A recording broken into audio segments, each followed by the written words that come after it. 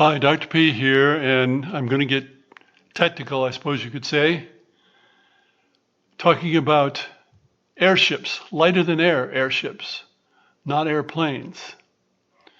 Some people use the wrong terms for these devices, and I want to get some separation here. First of all, everybody's heard of Zeppelins, or everybody who's interested in warfare, because they were used in war in World War I. A Zeppelin, named after Graf Zeppelin or Duke Zeppelin, I think Graf is Duke, were rigid structure airships. They had a metal structure from which bags were suspended, and hydrogen was put in the bags to provide the lift.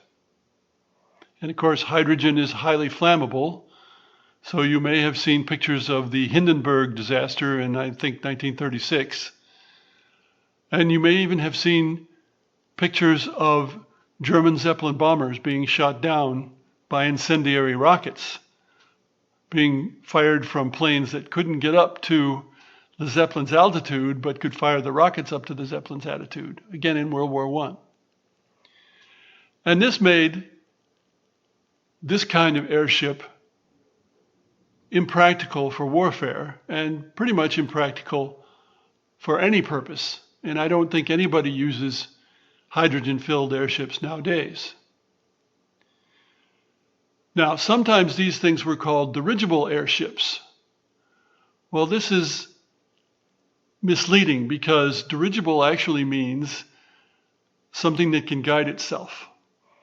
And I'll illustrate this from the American Civil War. In the American Civil War, one of the famous sayings of Admiral Farragut at the Battle of Mobile Bay, in this case, was supposed to be, "Damn the torpedoes, full speed ahead." Well, torpedoes in that case were what we call mines, not what we call torpedoes. They were just like mines. They did not have any guidance or any mobility. Later, toward the end of the 19th century, the term dirigible torpedo came into use for what we nowadays call torpedoes.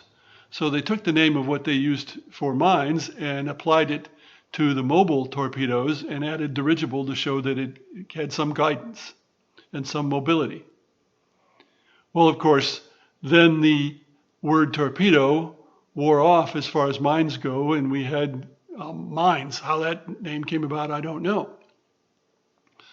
So calling Zeppelins dirigible airships is maybe a little bit deceiving because a blimp, which is also an airship and also is dirigible, is not, in fact, much like a Zeppelin.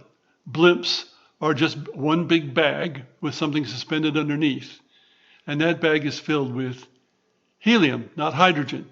Helium is not flammable. So all the blimps that were used by the United States in World War II quite effectively were not Zeppelins. They did not have that internal structure, but they were dirigible airships. So where does this get us? Well, again, it's semantics, but unfortunately, semantics has a lot to do with misunderstanding, especially when people talk about games. So I'm just trying to make the record straight. If you say Zeppelin, you mean something with an internal structure. If you say airship or dirigible airship, it won't necessarily have that. Both blimps and Zeppelins are dirigible airships, but the blimps are quite different.